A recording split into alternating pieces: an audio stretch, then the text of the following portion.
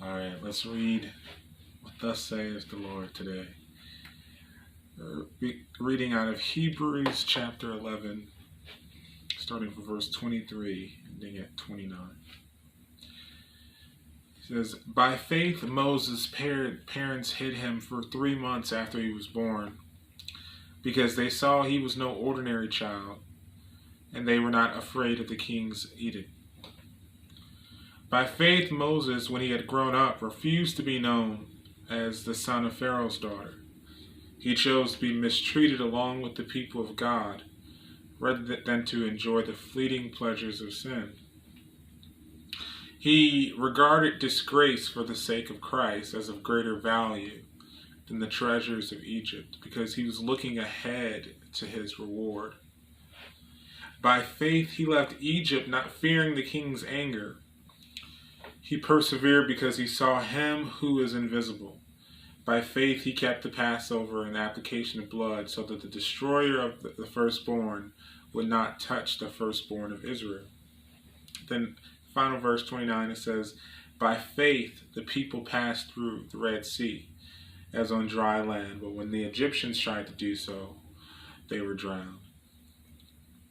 Blessed be the name of the Lord.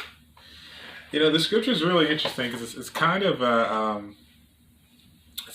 Bible study of a Bible study, if you know what I mean. Here we're analyzing, the Bible study of Exodus, of the story of Moses, right, and the people of Egypt. I've actually been to Egypt once. It was an amazing, amazing place. But what I love about this is that it's so fascinating how clear, cut, and dry God makes it, in the story.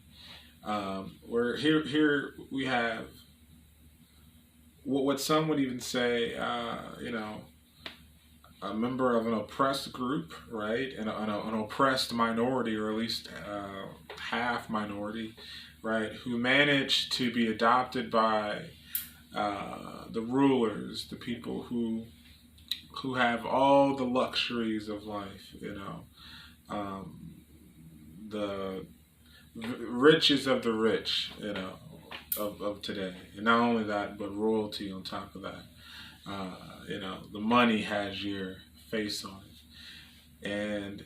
And you get adopted. This kid gets adopted by these people, but he would rather be mistreated with the people of God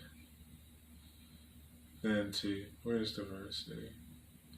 Verse 25, he chose to be mistreated along with the people of God rather than to enjoy the fleeting pleasures of sin.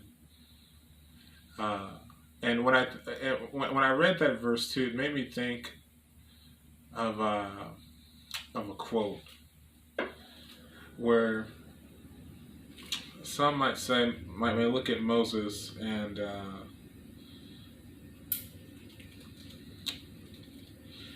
here it is. Might look at Moses and think, how could you manage to choose to be amongst the poor, amongst the oppressed? Yeah, we get it that it's wrong, but look at this. But he saw that even though they were prospering at that time off, wicked means, he saw that in due season, he says, this is not going to be good on us. And it reminded me of a quote by Dr. King, where he says, "The arc of the moral universe is long, but it bends towards justice. Change takes a long time, but it does happen." And I think that's so powerful. That the reason why Moses was able to have this faith and withstand all these real threats to his life and to every element of his life is that he believed that in the long run, somehow the people of God, the oppressed people, were going to be free, and he wanted to be part of that. And I think that's so powerful. Let me see here.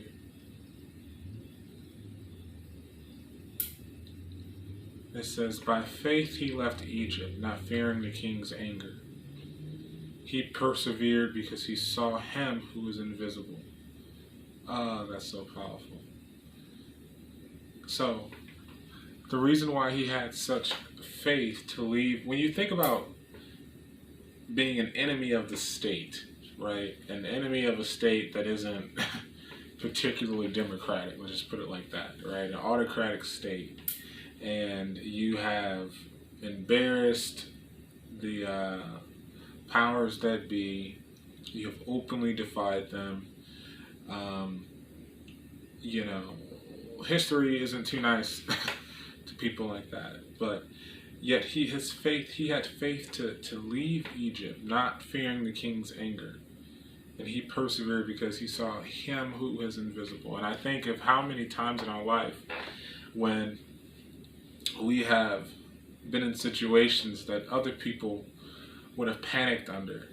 Other people would have crumbled under. They would have failed under that same pressure. But you look back and you see, based off experience, right? Well, I got through a similar situation like this. I got through a situation like this, and I looked to God, and my faith got me through. And this is what he did. This is what Moses did, to have the faith to not be succumbed by the fear of the king of Egypt. And then just going on further, he says, by faith he kept the Passover an application of blood, so that the destroyer of the firstborn would not touch the firstborn of Israel. This was, you know, a vicious person who was after him. You know, someone who can kill children. You know, but by faith he kept the Passover in the application of blood, so that that destroyer of the firstborn would not touch the firstborn of Israel. And then lastly, it says, by faith the people passed through the Red Sea as on dry land, but when the Egyptians tried to do so, they were drowned. And that just goes to character, right? I think sometimes we think that somehow might rules the day, but might doesn't change the heart. You know, you can try to bully someone into acting a certain way, but it doesn't change the true nature and the true essence of the situation, right? And so it says, by faith they went to the Red Sea, but when the Egyptians tried so, they were drowned, right? You can't operate in, like for example, you know, if I'm playing a piece, right? I'm playing a piece that has a lot of different dynamics. I'm playing a piano piece, let's say I'm playing Minuet in G, right? And the dynamics goes from soft to loud, right? I can't operate in a certain energy, right, where I'm just going, I'm just plopping my hands down on the piano, right? I have to have some balance, and this is what a lot of musicians do for years, is they do muscle memory to try to get the balance out, right, in terms of the dynamics. And you can't operate in a spirit of oppression. You know, you can't ask God to you know, part the Red Sea so I can get my slaves back, God, you know, so I can oppress the oppressed. You know, that's not how it works, you know. And so we try to live, you know, the righteous way. I'm reminded of a song with my grandmother, you know, that it says, Lord, keep me day by day in a pure and perfect way. I want to live in a building not made by man, you know. And we're just trying to live this race and trying to have the faith that Moses had. I hope that this word blessed you today, this morning, wherever you are.